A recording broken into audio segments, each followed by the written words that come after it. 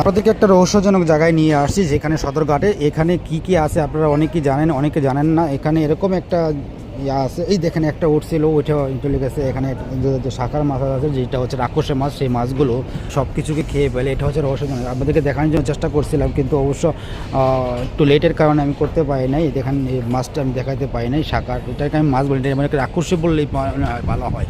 এই রাক্ষসীটার জন্য আসলে নদীতে কোনো মাছই থাকে না, সব মাছ খেয়ে ফেলে। এগুলো সহজে মরেও না, এত ইয়া। কিন্তু আপনাদেরকে দুঃখের বিষয় আপনাদেরকে দেখাতে পারতেছি না, সেটা পরবর্তীতে দেখাবো ইনশাল্লাহ। দেখেন টিটুটকে পানি দিয়ে ইয়া করতেছে, সেটার মধ্যে আছে শাকার মাছ।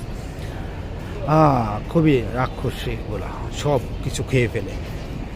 তারপর দেখানোর চেষ্টা করব আমি রহস্যজনকটা আসলে এখানে কী আছে কী আছে। তারপর দেখতে থাকুন, আমি চেষ্টা করব দেখানোর জন্য। সরি, দেখানো যাচ্ছে না, তার জন্য দুঃখিত।